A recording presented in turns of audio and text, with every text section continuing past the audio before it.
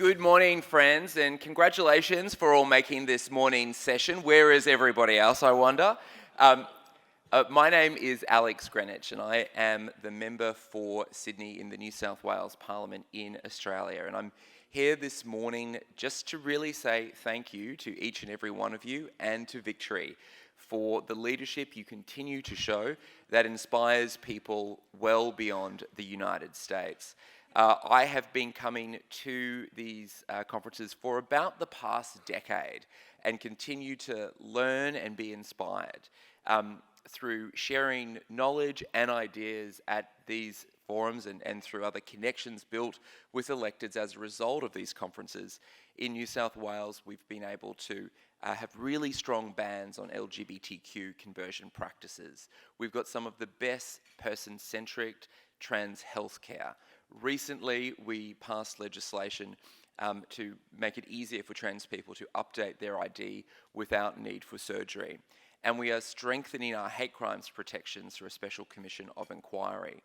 And more importantly, it has been sharing stories and sharing learnings that has helped me and helped others engage with other electeds to bring about meaningful change. As all of us know in our community, for us, the struggle has always been real. We know that globally there are forces that continue to want to discriminate against us and continue to cause harm. But we know what we need to do to break through that, to combat that, and to move forward for progress and equality. And that is through the strong sense of hope that we all have. We know that when things are tough, they will change. We know that no is the answer before we get to yes. We also know about the importance of tenacity. We never give up. And you hear this from the stories of people running for office for the first time to those bringing about changes in their legislatures, that tenacity to get the outcome. And we also know the important role of hard work. Everyone in this room and everyone of the LGBTQ electeds that are here and staffers and appointees and the Victory Fund know how hard we have to work. So it's through hope, tenacity, and hard work that we will continue to break through those barriers, continue to bring about meaningful change, and continue to make the globe a safer, more equal, and fairer place. So I'm really looking forward to continuing to learn, to continuing to share our ideas, and that's what we're going to do in this morning's panel. Have a great breakfast, everyone.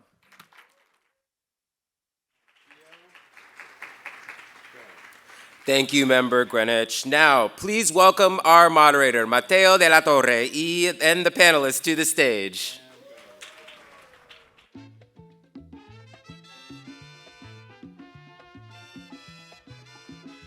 Hello. Good morning, good morning. Can you hear me? Good morning. It's great to see you all here on the last day of conference, bright and early, having breakfast. My name is Mateo de la Torre. I use he, him pronouns. I'm a transgender Latino from Tijuana, Mexico, and I'm the Deputy Director of Global Programs here at the Victory Institute. Thank you, thank you. So as most of you know, Victory has been working in countries around the globe for more than 15 years. Over that time, we've learned something really important, that building political power is not just about training candidates or building programs. It's about building networks. Networks of people who can learn from each other, warn each other, and show up for each other. As our global work expands, that lesson becomes even more clear and more relevant. We are committed to being bridge builders, connectors, people who create the spaces where ideas, strategies, best practices travel faster than hate. And we've already seen results. Participating in that kind of global network has saved us in more ways than one. Sharing best practices across regions has helped us run smarter campaigns. Comparing warning signs helped us recognize when the same opposition tactics are starting to show up in different countries.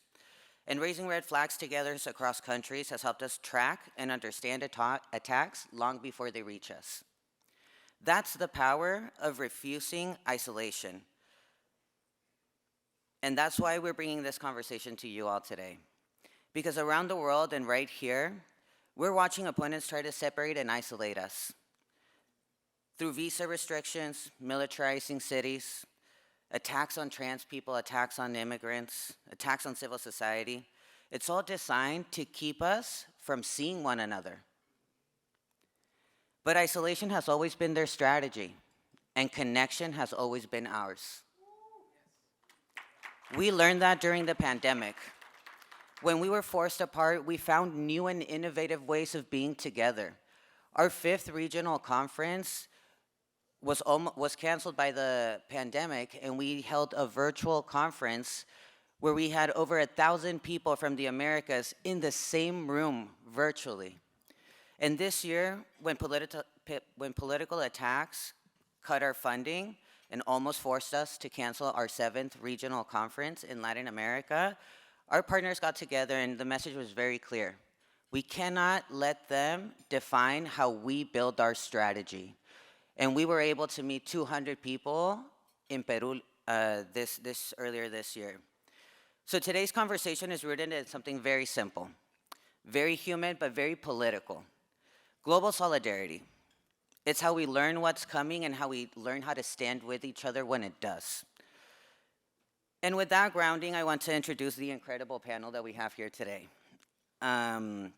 These are leaders who embody what global connections look like in practice. So first, we have Neela Ghoshal from Outright International. Neela leads global research and advocacy, helping us make sense of how democracy, gender liberation, and human rights are shifting around the world. Their work, from East Africa to the Americas, reminds us why evidence, truth, and global solidarity matter. They help movements understand what's happening, why it's happening, and what we can do together. Big round of applause for Neela. Thank you. Next, we have Birgitta Ohlsson. Birgitta is Director of Political Parties at the National Democratic Institute. She has spent more than 2 decades fighting for democracy and equality as a member of parliament, a government minister, a feminist organizer, and now someone who supports political parties and activists around the world. She's one of those leaders who shows us what principled, values-driven political leadership looks like. Big round of applause for Birgitta. We're also joined by Reggie Greer, Senior Fellow at the Harvard Kennedy School's Carr Ryan Center for Human Rights and Government Affairs, and also a Senior Advisor at Medley Consulting. Reggie's career spans the White House, the State Department, and national campaigns. He has worked at the highest levels of government to expand LGBTQ inclusion and civic participation, and today he continues to build bridges between policy, community, global human rights work. He brings a deep understanding of how visibility, engagement, and connections shape democracy at home and globally. Big round of applause for Reggie. And finally, we have Ambassador Arlene Tickner, one of the most influential feminist and decolonial thinkers in international relations. She's ambassador at large for gender affairs and feminist global policy at the Ministry of Foreign Affairs of Colombia. And she brings more than 30 years of experience as a scholar, a diplomat, and advocate for global South perspectives. Her work challenges to rethink how power works, how borders shape our realities, and how feminist and queer approaches can transform global politics. Big round of applause for Ambassador Tickner and for all of our panelists here today. Perfect. All right. Really happy to get started, get this conversation started with you all. So I want us to get started by kind of setting the tone in the moment that we're in right now, right? All of our work, to some degree, is in the realm of human rights and democracy building, right? So I want to hear from you all in a couple of minutes. What are some of the challenges you're seeing right now that show why global solidarity matters? The opposition is becoming increasingly coordinated. So what do we risk if we allow ourselves to be isolated and not join in that coordination? Neela? Thank you so much, Mateo, and thanks everybody for being here relatively early on this Saturday morning. So I work for a global LGBTIQ organization, and I'm working with partners around the globe every day, trying to understand ways in which we can work together, not allow ourselves to be isolated, and learn from each other. And this year we've had some really important shared learnings. I want to mention 4 major reports that Outright International produced this year, all of which relate to these major learnings, and for the most part, to some pretty negative trends that are going on. So the first major report we published this year was called Defunding Freedom. We put it out 3 weeks after the terminations of funding by the Trump administration took place earlier this year. And we looked at how the loss of funding was going to affect our movement, and particularly affect access to fundamental freedoms that LGBTIQ communities were able to enjoy more thoroughly when, of course, they were resourced. The next major report we published was our Pride Around the World report. It's an annual report, and this year we called it Show Up With No Shame. And kind of the messaging behind that report was that opposition forces are attempting to shame us into thinking that we shouldn't exist, and into, in fact, believing that some of us who are trans and non-binary don't exist. And it's essential for us to push back with pride and with visibility, and to embrace all the members of our communities and work together. The third report we published this year was called Queering Democracy, How LGBTIQ People Fared in the 2024 Global Elections. And we looked at 60 elections that took place in 2024 and how kind of different dynamics affected queer people in those elections. And of course, one major through thread that we found was the political weaponization of LGBTIQ issues for personal political gain.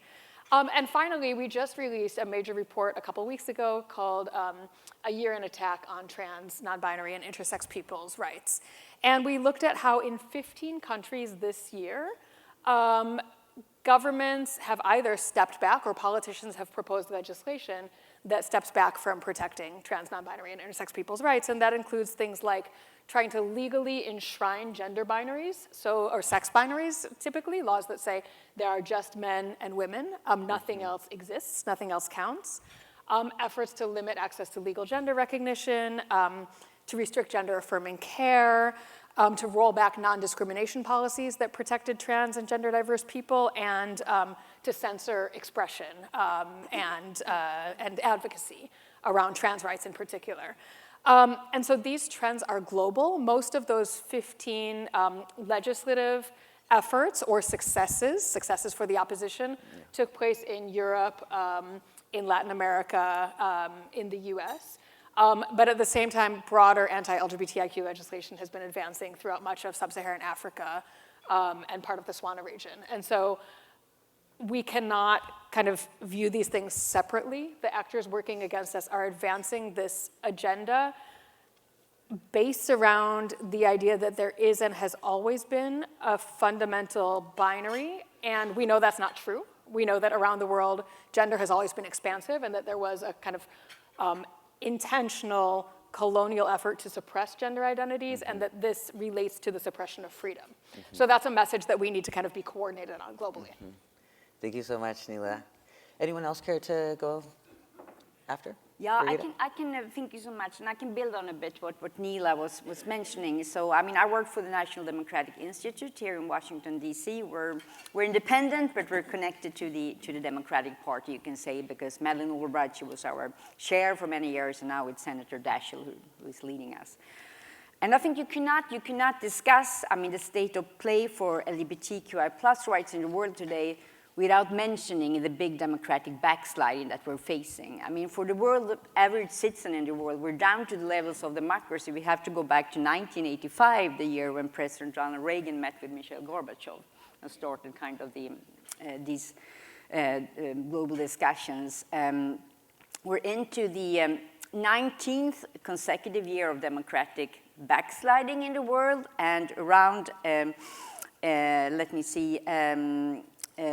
around 72% of the world population live in countries that are dictatorship countries or electoral autocracies. So that's kind of the platform that we need to work from.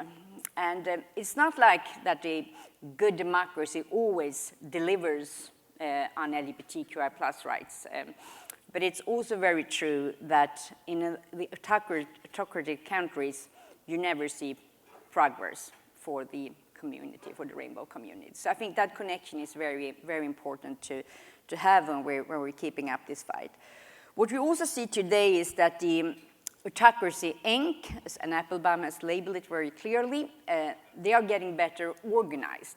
So that's why we need to be more smart and more strategic and sometimes more sensitive when we are approaching all these deals to kind of keep our eyes on the prize when we are maneuvering. And I think many of the panelists that we heard since Thursday, Friday, and today will focus on this. So I think that's also very kind of important to say that. We're going to discuss political parties a bit more later, but I think it's important to see this strongly. When democracy is going down, we have all these sad effects for the LGBTQI plus population. And I just wanted to mention a few things that had happened recently in the world connected to this democratic backsliding. In Mali, they recriminalized same-sex acts, and that's also because we have a lot of military turmoil in the country. We see in the UK, who is a solid democracy, we see the Supreme Court narrow the legal definition of who is a woman.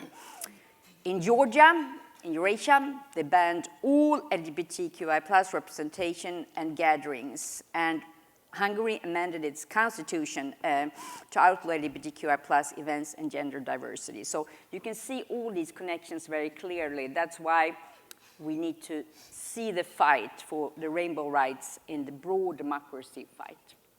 Thank you so much, Birgitta. Ambassador? Thank you. I'm very pleased to be here. I just wanted to add a few ideas to what's already been posed.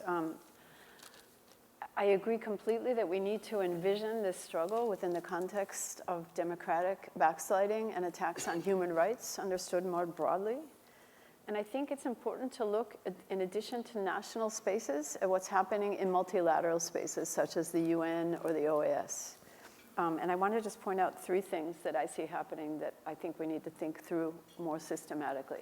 First, I just want to add to what's already been mentioned about the tremendously orchestrated, well-funded, and well-thought-out strategy that's being adopted by the extreme right globally to attack democracy, rights, and everything related to gender and diversity.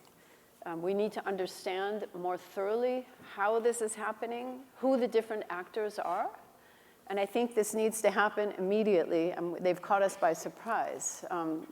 And so that's just one first point.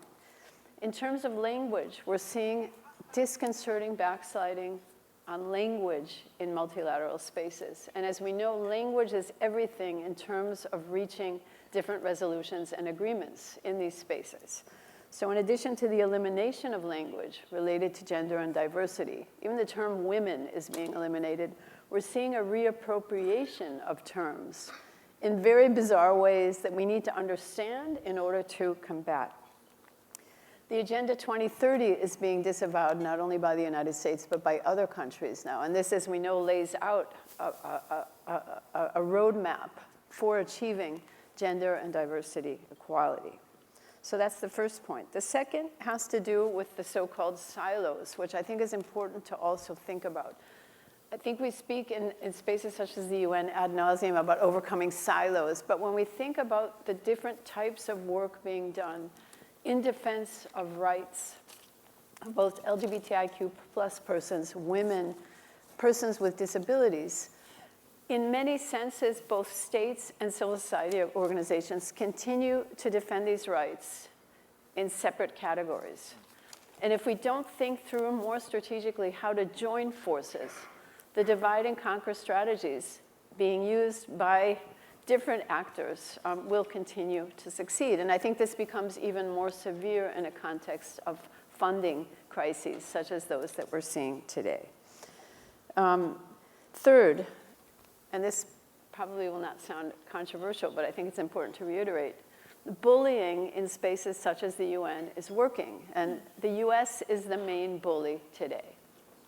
And so this bullying is forcing different countries that would normally be advocates of gender and diversity rights to pull back in favor of other supposedly more important objectives.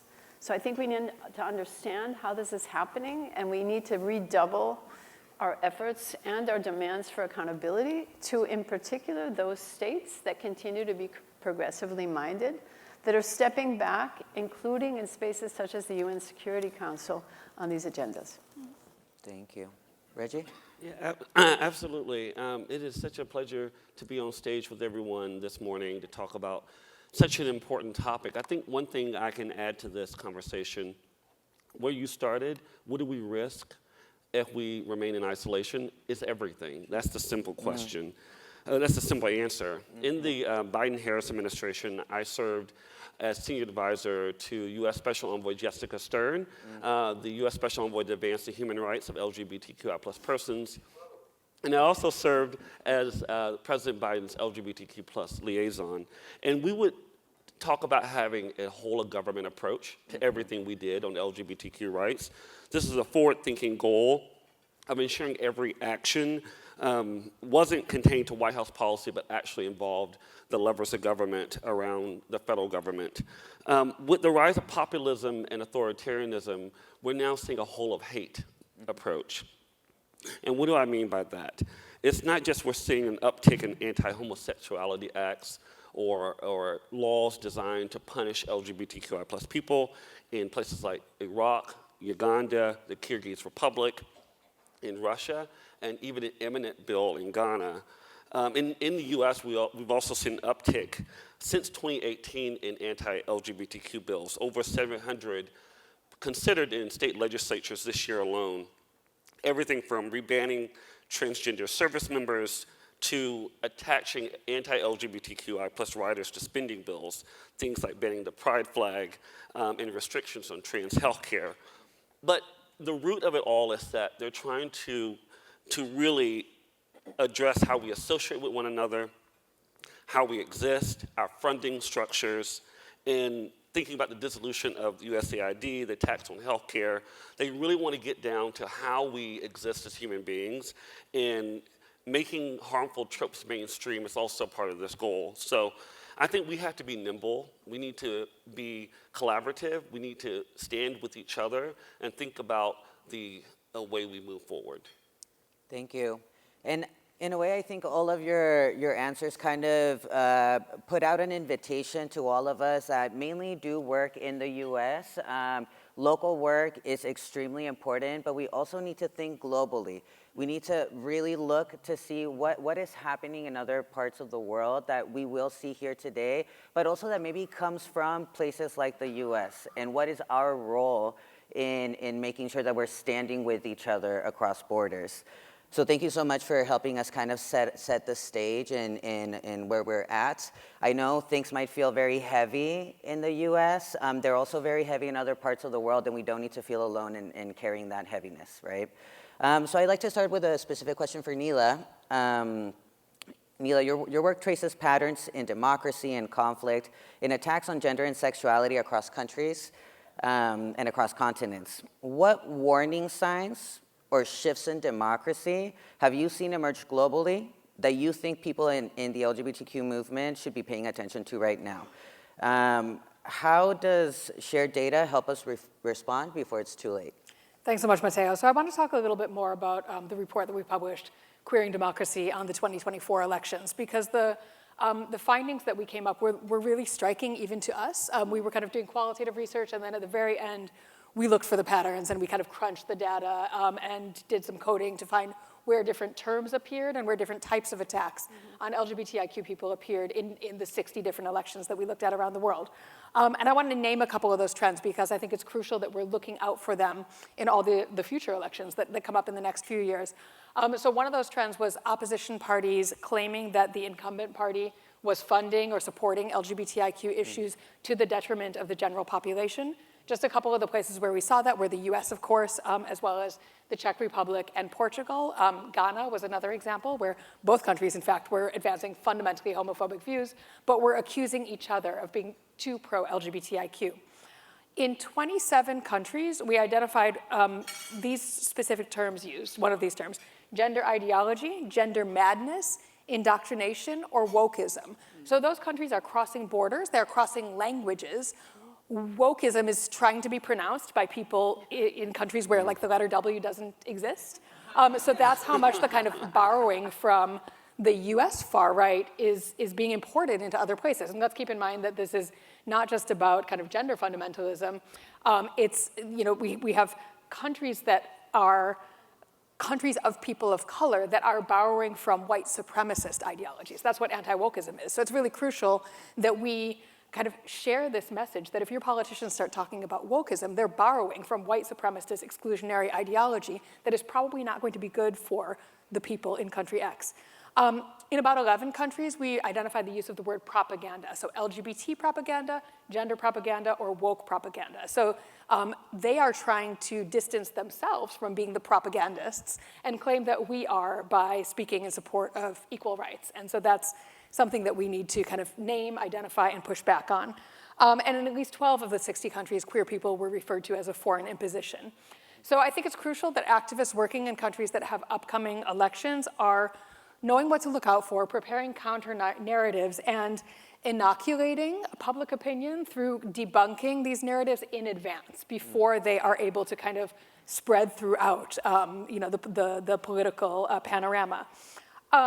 I do want to say that we also looked at trends on the positive side. So in 36 of the 60 countries, queer people were running for office, and that included places like Botswana and Namibia, where these were the first elections post-decriminalization. And so there was clear evidence that decriminalization opens political space. So that lets us know that we should be looking for other countries that have recently decriminalized and thinking about how specifically we can support queer candidates there. Exactly. In some countries that still criminalize, and I know I need to wrap up, in some countries that still criminalize same-sex conduct, like Sri Lanka, like Pakistan, and Indonesia to a certain extent with the new law coming into effect, trans candidates were able to run openly because the ways in which stigma and marginalization work against trans people are certainly there, but are different. And so there's a little bit more public space for trans people. So that's something we need to identify as well and kind of think about how do we support trans candidates in these places. So I think there's a lot of, the data helps us recognize both negative and positive trends at the intersection of LGBTIQ identity and democracy, where we can both prevent some of the backsliding and figure out ways that we can continue to move forward. Thank you. And I was agreeing with you. I wasn't trying to get you to, I was like, yes. Thank you, Neela. Moving on to Birgitta. You've worked inside political systems and alongside activists in democratic and non-democratic contexts. What have you learned about the role that political parties and elected leaders play in building or breaking solidarity? What practices from other regions do you think we need to learn right now? So I think first we need to acknowledge that political parties can be both like liberators and perpetrators. I mean, you have the good ones and you have the bad ones, and they always tend to be quite opportunistic. So I think that's something that we need to understand. And I think also the level of LGBTQI plus acceptance in the political climate is kind of a bellwether for democratic decline. So kind of it's very important to kind of see these kind of trends, what you hear, the parties set kind of the tone for the human rights agenda for all of us here. And again, I think it's extremely important for us as a movement to be these kind of smart and strategic actors. And I always say that you need to know your AOCs, and I'm not talking about the American politician that is a great person in many ways, but I'm talking the agents of change that you find out there. So I think one thing that I did when I was in politics, I belonged to a liberal party, so we always had kind of I would say, kind of a good platform when I was young politicians. When I was elected to office almost 25 years ago, I just turned 50, so it was a very long time ago. And I think it's important to find the unexpected allies. And as I mean, everyone was very moved yesterday when we had President Biden here. And I mean, he's a Democrat, so he was like expected ally in one way, but he's also a person who is very religious. So he reached out to audiences, he reached out to unions, he reached out to different parts of America that may not always be the ones that are standing, I mean, of the front runners for these human rights. So I think it's important to find the unexpected allies. And also always to realize that you, us, our families, our friends are voters. And I hope that many of you also want to become elected officials. But also to understand that that's a very strong capacity. You should not be, you should be in the driver's seat. You should not be the ones that are coming like asking, like begging for human rights. You need to be very tough also on your politicians that they deliver in the community. And I think it's important, I mean, many of you come from civil rights communities and different organizations. It's important to understand that the activists, they can create a momentum, and then the politicians, they make it law. So I think many times I go back to my European context. I'm Swedish myself, and I worked a lot when I was in government in countries in Eurasia and also in Central and Eastern part of Europe, Belgrade Pride, Baltic Pride, all these different activities. And we always tried to be very smart and sensible and strategic when we were moving the agenda. And I think one very great example that we have from this last summer is, of course, the big pride in Budapest. And I mean, all of the politicians, some of the small opposition parties were very loyal. They're the ones that have been fighting for rainbow rights since decades back. But, and Orban, we know where he stands. I mean, that's, he's one of the kind of big enemies from the European context. But also the leading kind of opposition bloc, they were a bit cautious because they didn't want to challenge him too much. But then suddenly hundreds of thousands of people showed up. Not only the rainbow community, but people traveled from all parts of the world to support. So even then they had to be out there and support. So I think that's important to see, that create a momentum, and then it's more easy for politicians to become allies. So that's important. When we discuss this democratic backsliding related to parties, you cannot leave out that, I mean, that we are in the situation where we are today is, of course, I mean, very much connected, that we have far-right populists in far too many solid democracies and nationalist parties. And you can hardly find one single example where these parties are in government or supporting a government without having support or acceptance from kind of a conservative elite in the country. It's a very, very strong connection to that. And that's something we all need to warn ourselves around. Then the last thing I wanted to mention is that from the European context, the most, I mean, I think valuable thing that we have is that so many countries would like to become members of the European Union. We see Ukraine is fighting for that. We see Moldova, we see Armenia, we see many countries in the Western Balkans. And that's the strongest card for the rainbow movement. Because if you would like to become a member of the European Union, you need to have strong anti-discrimination laws. Otherwise, you're not accepted into the Union. So that's kind of the carrot and stick thing that you can push all the time. And I'm very happy. I mean, Mateo has been my partner in crime on a program that we had jointly with the Victory Institute and NDI called Win with Pride, where we have been educating political parties. It has been everything from Ukraine, from Zelensky's party, to other smaller Ukrainian parties, to Slovakia, the major opposition party, to liberals and social democrats in the Philippines and all over the world, where we see room for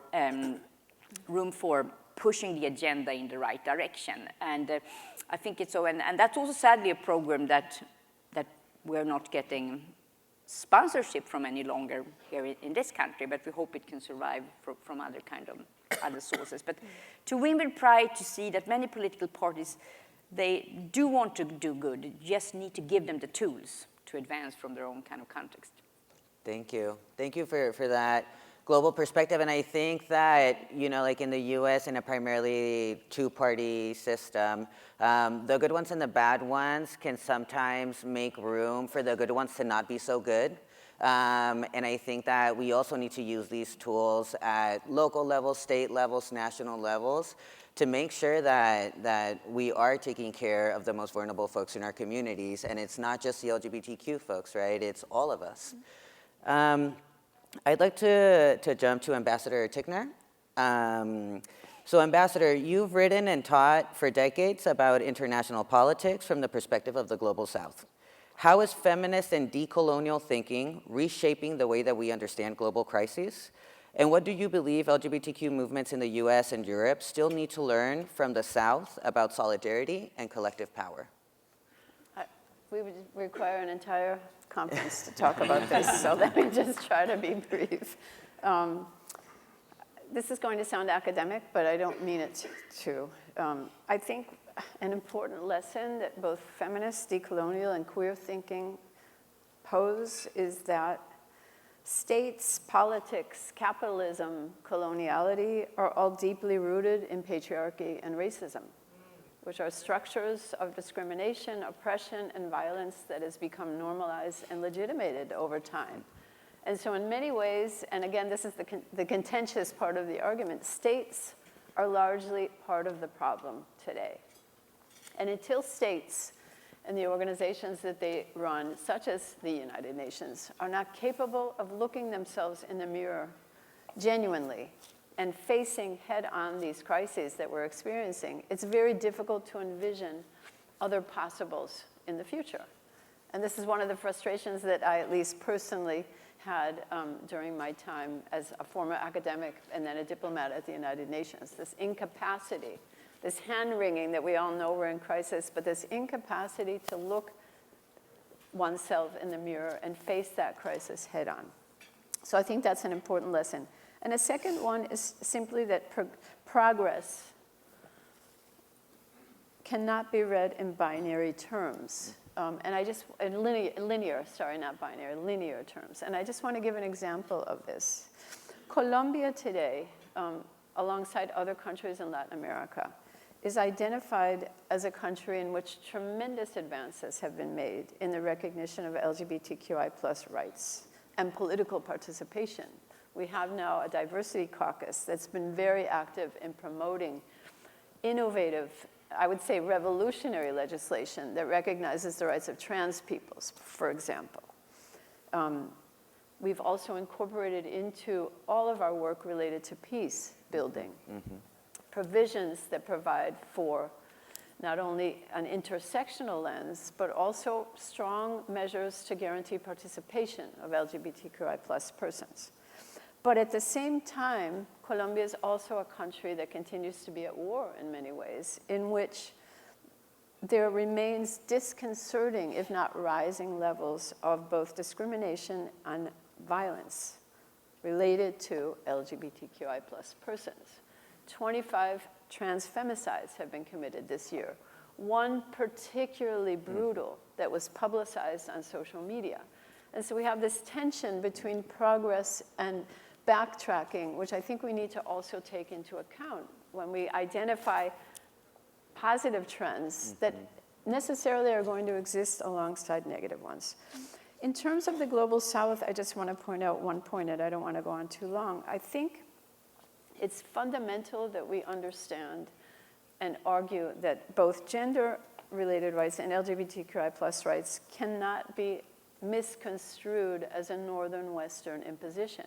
This is one of the strongest tools that the right has today, and that not just the right, conservative other countries, which do not bear mentioning in this conversation, also reiterate this argument everywhere. I think we need to combat this. And one way of doing so is precisely to highlight the work and the progress being achieved in countries of the Global South, such as those in Latin America. So we need to push that angle, and we also need to think through how to promote South-South cooperations that are more robust and that allow us to demythicize this lie about these impositions. So I think in terms of promoting South-South cooperation, what we have done in Colombia, for example, and via the Equal Rights Coalition that Colombia currently co-presides along with Spain, is to think through what best practices we might have at hand that have been accrued in a country such as mine through the course of decades of war, much related to peace building, but also easily applicable to combating violence and discrimination. How these best practices might be shared with other countries, especially in the South, but also in the North, with an eye to combating this myth. Just finally, I think we need to think through what we understand political participation to be, and Mateo's pointed this out in several comments. Obviously, it's fundamental that we continue pushing the need for political participation in the highest levels in order for gender and diversity to be key players in decision-making processes. But I think it's also important in the current political and financial crunch that we're facing to understand participation at the local level, informal and formal, as fundamental means of defending these agendas and also of protecting lives. Because ultimately, the life-saving work that's being done in countries such as Colombia, if not around the world, is taking place at the local level. And we cannot allow that work to be unprotected and to stop. There's so much I want to respond to. I love that. The being able to look at yourself in the mirror. I think there's so much deepness in that. I think that what it makes it easier, right, for me at least, to look at myself in the mirror is how I do things, not just why or for who, but how. Because sometimes we see the end goal as urgency, or it might be existential, like physical harm that we might be having in front that we want to combat, but we can't throw other people under the bus, and we can't win at the cost of other people, right? And we can't win at the cost of validating tactics of surveillance, of criminalization, that will at some point come back to the LGBT community, right? So thank you so much for your comments, and we'll keep talking about Colombia. Reggie. So you've seen how U.S. policy at the White House, the State Department, and on campaigns shape global LGBTQ rights. From your vantage point, how are global struggles and U.S. politics feeding into each other right now? And what does that mean for how leaders in the U.S. show up for movements abroad? Yeah, absolutely. I think that the first things first, from my vantage point, the U.S. is exporting hate. And we need to call that out and say it clearly and plainly. In 2018, 2019, organizations like the Alliance for Defending Freedom raised millions of dollars to make LGBTQ people and LGBTQ rights the focal point of their global attack. And so it's not just that one organization, but there are organizations around the globe that have taken on a similar strategy to really scapegoat and target LGBTQ people and make us the center of political attacks, of political campaigns, of strategies within government to demean and pull us back. But how can U.S. leaders show up in particular? And there's a lot of elected officials around the country in the room who are thinking about, I don't serve at the federal level, so what is my role? Well, one way, first things first, bullies, and this idea of bullying I think is so appropriate. Bullies don't disappear without a fight. So we have to show up and fight back against those bullies. But one thing that I was pleased to see last week was that the US Congress reintroduced the GLOBE Act, which would codify into US policy the advancement of LGBTQ rights, would make permanent at the State Department the Office of the US Special Envoy, which I know Special Envoy Stern and myself and others would love to see.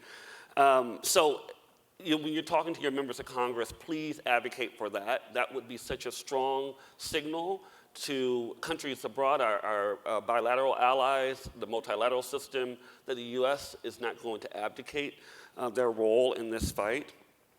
But the one thing I wanted to say today and talk about some of the stories from my time at the State Department at the White House, just underscoring how powerful it is when the US and the US's voice shows up in a conversation about this issue. When you listen to our opponents, you would think that the Biden-Harris administration was obsessed with LGBTQ issues and only that. But it's a testament to the leaders that came before me who organized on healthcare issues, on economic issues, and others to get us organized to make the progress that we made. But while serving in the Special Envoy's office, I covered countries in the Middle East, Northern Africa, and also countries in South Central Asia. And oftentimes, the one thing we'll say to civil society activists when talking to them, we will say, what can we do? How can we support? How can the US show up? And the one thing they would say is that we have never spoken to our government before. So we were sometimes the first entity connecting them to their government, which is powerful in and of itself. In some countries that I represented, there were attacks on women's rights organizations. And some of those women's rights organizations did work in the LGBTQI plus community. And they were targeted for all numbers of reasons, mostly bogus. But some of these NGO directorates would say, you are violating moral laws, you're violating financial laws, and so we're going to find ways to sort of either tamp down your association or your work or close you altogether. And a representative from one of our embassies showed up to a judicial hearing for this particular organization I'm thinking of. And I'm not mentioning country names, I'm not mentioning organization names, I want to protect those identities. But when the U.S. showed up to that judicial hearing for a hearing that would have closed this organization, the case was immediately dismissed. And that, I want to say that because that's just an indication of how powerful it is when the U.S. is on the side of LGBTQ people, but also women's rights, labor rights, and other intersecting identities and communities. And then the last example was another country in the Middle East, and we were able to do a virtual event with several community members. First time the embassy hosted an event like it.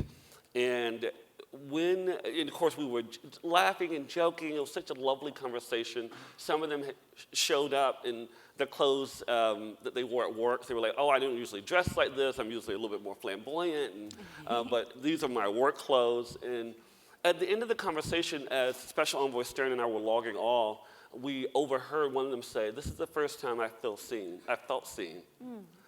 And that is the power when governments show up, people who otherwise would never feel seen for the first time. So that's what it means when the U.S. leaders show up, when the U.S. shows up.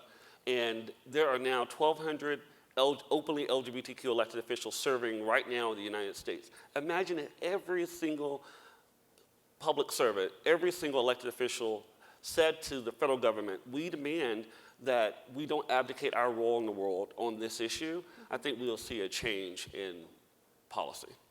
Thank you. And participating in multiple global spaces in the last couple of years, I think that one particular example, right, is we were having a conversation of the participants that were from the Americas. And a lot of folks wanted answers on what is happening in the US. What are advocates doing to respond to what's happening in the US? Because they were seeing it from the outside, and they knew it was gonna come. They knew that the hate was gonna be exported, like you said, Reggie. So I do think that it's important to keep having those conversations with folks. I know we might be exhausted about having these conversations with ourselves because it is about ourselves, right? But at the same time, there are folks out there that are seeing the attacks, but they're not seeing our response. So that is something extremely powerful that folks can at least see that, hey, they are being attacked there and they are fighting there, right? Because we are, all of us are. So thank you, Reggie, for sharing that. And y'all shared quite a bit around your experience, the work that you're doing right now, the patterns that we're seeing, kind of like flashing some warning signs to folks.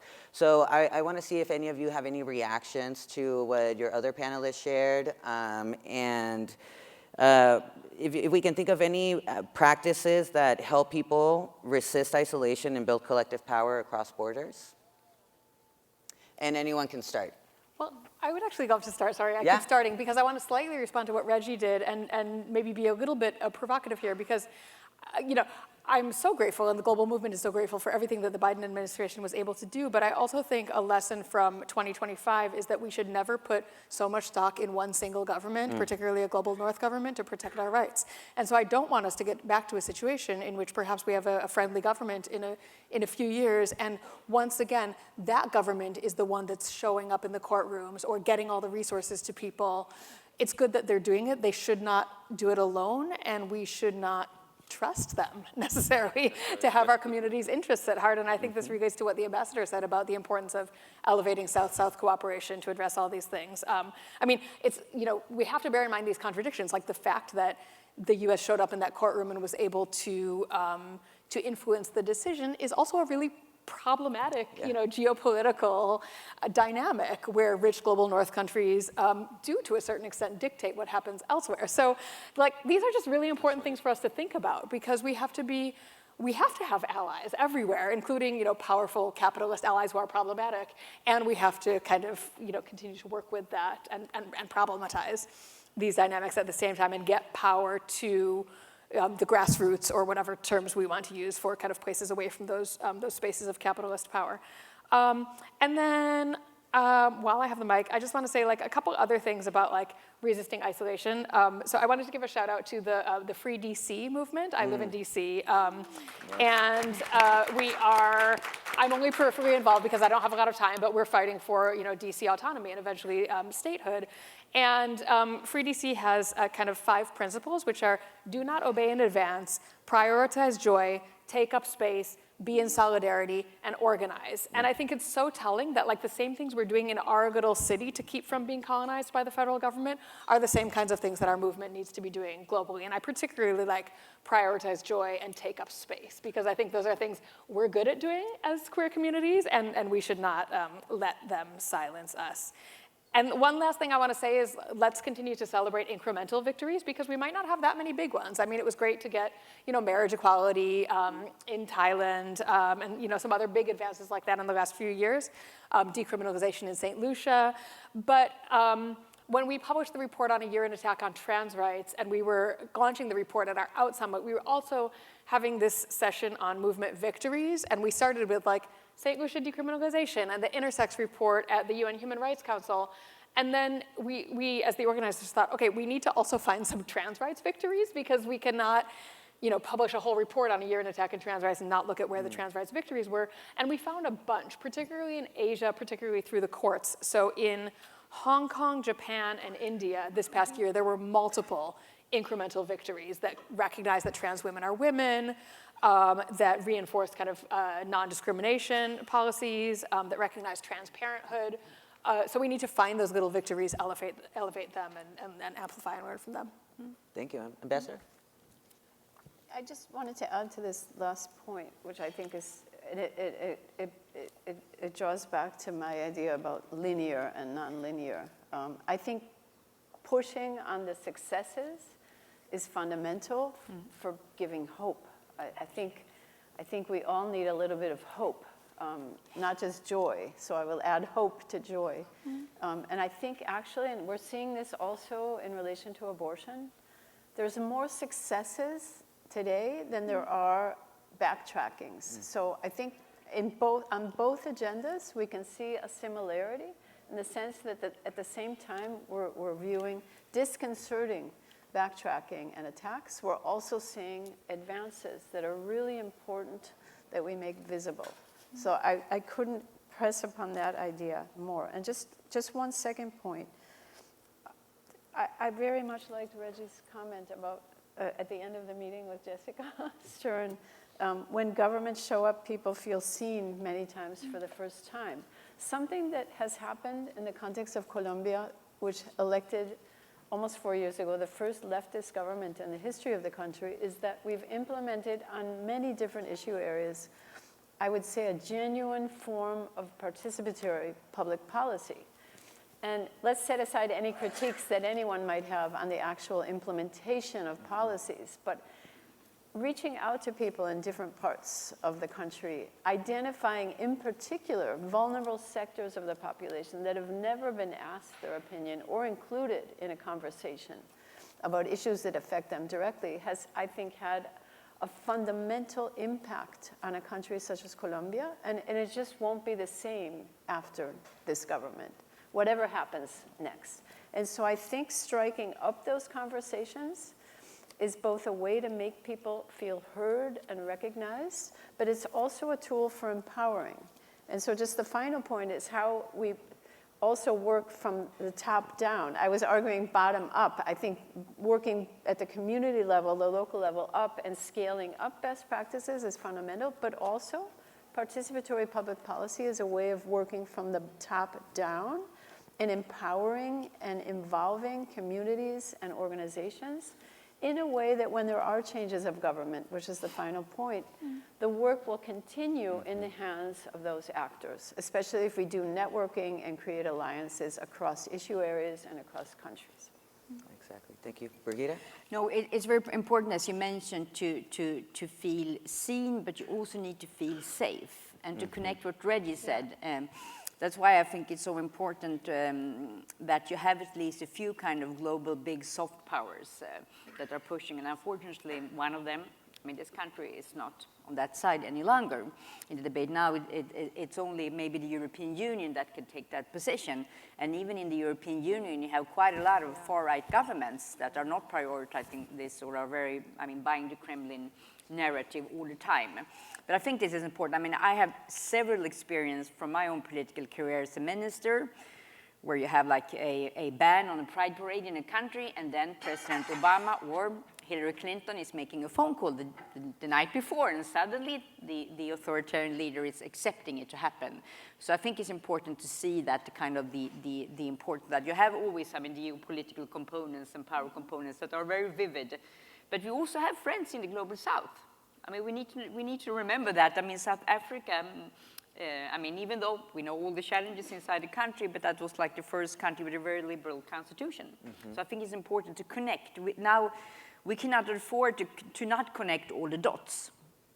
And one of, I would say, the most professional LGBTQI plus movements that I've been working with throughout my life was the Lithuanian gay league, Vladimir Simanko and Eduardas Platovas. And they did all of these kind of the AOCs, the Agents of Change components in their work to move the agenda in their home country of Lithuania. And I remember going back to 2008 or 9 when we had the Pride activities. I mean, people were throwing firebomb bombs against the people. They could just like be in small rooms.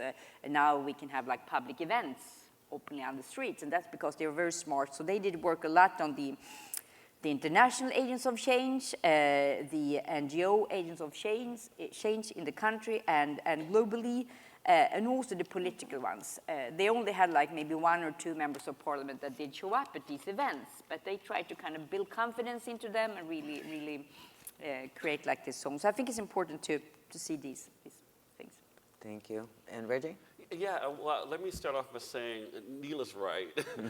And I also want to underscore the power that civil society will always have in the LGBTQ rights space, in our movement.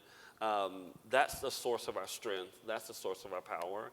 And in thinking of a few examples from my time in government, from civil society, often I would sit down with my colleague who I did work alongside in Central Asia, and she took a trip to Kazakhstan and Kyrgyz Republic and came back, and we compared notes and thought about, what is really making the movements in those 2 countries tick.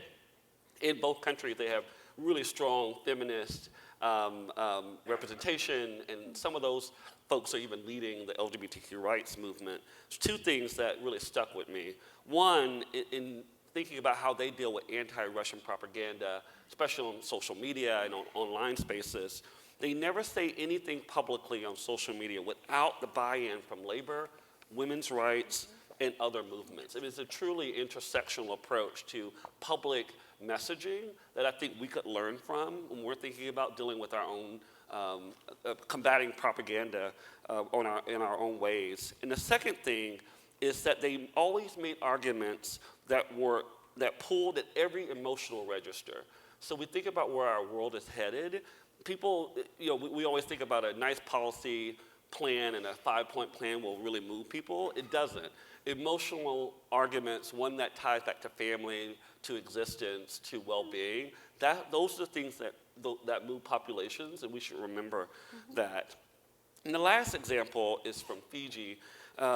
Special Envoy Stern and I had the privilege of attending the Human Rights Conference in Fiji, where there were 200 activists from around Oceania gathered to talk about LGBTQI plus rights. And of course, if you know anything about that region of the world, the Fa'afafine movement, the Leyte movement, these are third gender, non-binary movements that really sort of led the way on LGBTQ rights in the entire region. They were able to secure the participation of the Interior Minister to that conference, and the Interior Minister gave the speech that they wrote. So thinking about the power that they spent years building, they were able to see it come to full fruition by having that Interior Minister talk about the commitments that Fiji would make to the LGBTQI plus movement. So your question was, I think, appropriate. Just we have to remind ourselves of the power that we have, especially right now in this moment. Thank you so much. So now, just to close out this panel, I'd like to really thank you for bringing in a global perspective and a global voice into this space. Yesterday or the day before, our president, Evan Lowe, shared that last year we had the highest number of registration of international participants at the conference. If you were here last year, you felt it. But they're not here this year for many reasons. And I did want to point to the table that we have set up over here as a reminder of all the folks that couldn't be here due to immigration attacks, visa restrictions, attacks on civil society.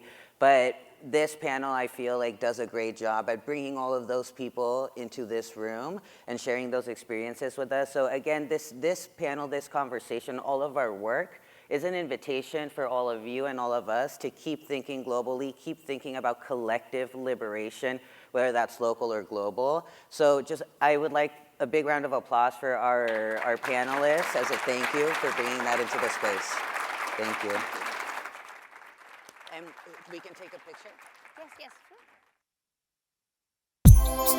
Thank you.